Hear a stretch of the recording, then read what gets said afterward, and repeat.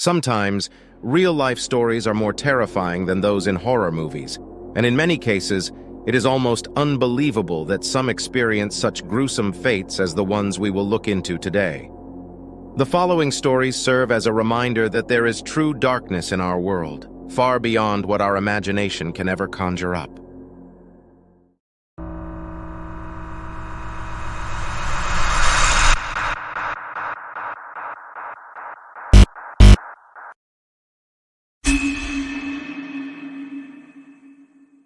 In October of 2009, residents of the Marina Del Rey apartment complex, located in Los Angeles, California, were in awe of a Halloween prop that one of the residents had recently displayed on their balcony.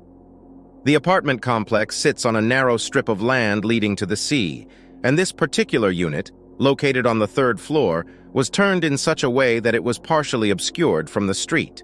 Though many of the residents in this 800-unit complex did not get to see this astounding prop due to the location of the unit, the ones who did were highly impressed with its lifelike appearance. The prop consisted of a figure, slumped over in a chair with a bedsheet draped over it. The red stains splattered all over the white sheet, and running along the railing of the balcony had residents of the Marina Del Rey amazed.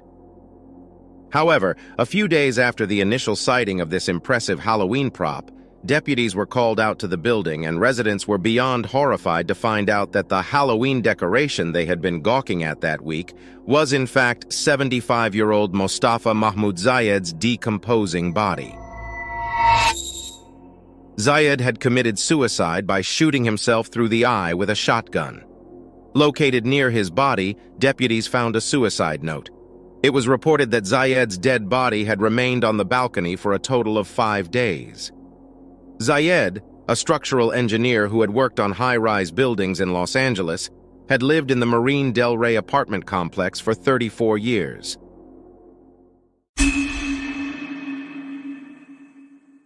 On November 16, 2015, then 25-year-old Raquel Thompson and her boyfriend, 21-year-old Cornell Malone, resided in the Angel Ridge Apartments located in Houston, Texas, with Raquel's 4 children, ages 5, 3, and 19 months.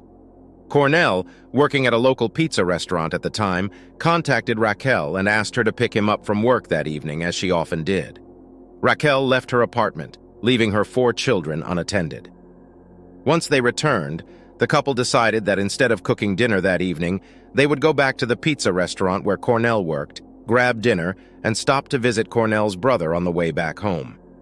About 2 hours later, the couple returned to the complex, and as they walked closer to the apartment door, they could hear the sound of the children crying.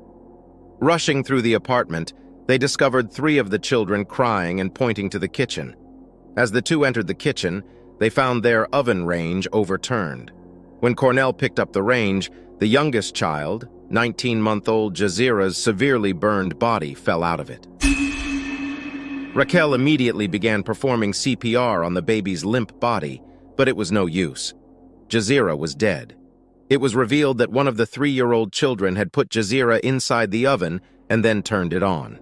The kids panicked when she started crying and kicking the door from the inside, but by the time Raquel and Cornell returned home, it was too late. Once the authorities arrived at the horrific scene, the couple was arrested and charged with 4 counts of child endangerment. Cornell's family was outraged. They believed he should not be held responsible for the death of Jazira, as she, nor any of the children living in the home with him, were his biological children. However, the state of Texas disagreed and would carry on with the charges against him. The 5-year-old and 2 3-year-old children were placed under the care of Child Protective Services following the incident. During the trial, Raquel was clearly distraught as she missed her children and made frequent inquiries regarding their whereabouts as well as the future of her baby, as she was currently 8 months pregnant with her 6th child. It was also revealed that she had an older child that currently lived with another father. Ultimately, in 2016, they were convicted on the child endangerment charges and sentenced to 11 years in prison with a projected release date of November 2027.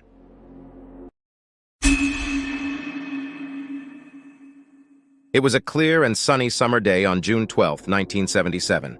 Sometime after 1 p.m., George Childs and his son Mark, a Temple University student at the time, were driving along Hollicong Road in Buckingham Township, located in Bucks County, Pennsylvania. The two were looking for a stream that ran along the base of Church Hill, better known by locals as Buckingham Mountain. Buckingham Mountain is the second most elevated land in all of Bucks County at 520 feet. On top of the hill stands the Mount Gilead African Methodist Episcopal Church and Cemetery, built in 1835. The church was founded by runaway slaves and was considered to be one of the more prominent refuges for runaway slaves in southeastern Pennsylvania. As they were slowly driving along, George spotted what he believed to be a body at the bottom of a sharp ravine. George decided he wanted to take another look, so he drove across the railroad tracks near Upper Mountain Road, turned around and headed back up the hill a second time. As he approached the area, he realized it was in fact the body of a female. She was nude, face down, arms tucked against her body, with vegetation matted in her hair, lying on top of a patch of leaves. The horrified father and son traveled up the hill to a home located not too far from the scene and asked the resident to call police. Upon arrival, officers checked the body for vital signs and confirmed the woman was dead. Detectives knew from the beginning that whoever she was, she hadn't been killed where they found her, as there was no blood nor a weapon at the crime scene, only 2 beer cans and an empty sunflower seed package. After taking measurements and snapping several pictures, investigators turned the body over, face down to face up. The officers were horrified. They quickly realized this wasn't just a murder. The victim was split wide open with a precise incision from her neck all the way down to her pelvis. Disturbingly, none of her internal organs remained. She had been gutted. The body was later transported to the Doylestown Hospital. The next day, Dr. Halbert Fillinger performed an autopsy and painted a more sinister picture of what actually happened to the victim. He reported that there were small cuts on her right thumb and left pinky that could be defensive wounds. There was bruising and hemorrhaging at the back of her scalp, suggesting she'd been struck in the back of the head, but not hard enough to crack or break her skull. She had several ant bites covering her body, marks on her buttocks consistent with being dragged across the ground, hemorrhages on her cheeks and around eyes, as well as multiple stab wounds to her chest. Fillinger noted that the inside of the woman's body had been washed out, and nearly all the lower organs had been eviscerated. He theorized the Turkish-colored towel stuffed into the abdominal cavity was to absorb any seepage of blood during transportation of the body to the dump site. The most gruesome discovery of all was Fillinger's theory that after she was struck 3 times in the back of the head, she was presumably still alive, dazed, and was weakly defending herself as she was gutted. A few weeks later, after coming across a photo in the local newspaper's inside pages of a dead woman, Nancy and Francis Ritterson, and Francis's younger brother Harry, walked into the county courthouse in Doylestown looking to speak with detectives. 25 minutes later, they were being ushered into Doylestown Hospital's morgue, and after viewing the body, it was confirmed the unidentified victim that had sadly endured a heinous fate was in fact their missing 20-year-old daughter, Shawn Eileen Ritterson. Shawn was a troubled teen who spent some time in jail and frequently would run away from home. She recently moved out of her parents' home and into an apartment with her friend Richard Wheeler. According to reports, Shawn was last seen at the Capri Club, a local bar, where she reportedly was seen using drugs and alcohol. Shawn's cousin Jack was at the Capri Club that night and reported seeing her leave with an unidentified male. Unfortunately, police were never able to locate the man she supposedly left with. However, for 35 years, Harry Ritterson, Shawn's uncle, was the prime suspect in Shawn Ritterson's murder. Though 20 years older, Harry had a strangely close relationship with Shawn. He lived with her while she was growing up and would noticeably spend lots of time with her and showed her more attention than any of the other children.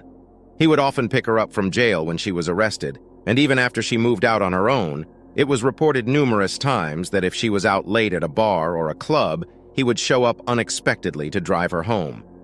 Shawn's roommate Richard later told investigators that Harry would often visit Shawn at their apartment, and after one particular visit, Shawn confided in him and confessed that Harry had made a sexual advance towards her and had in fact done so numerous times throughout the years.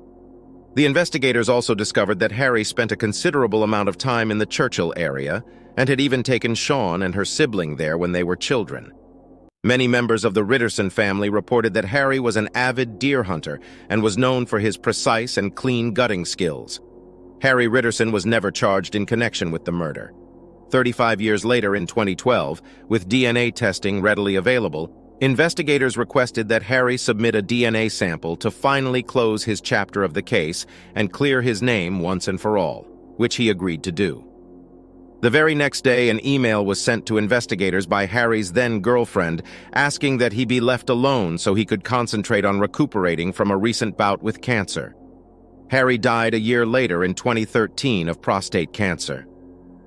Sadly, Sean Eileen Ritterson's case is still unsolved.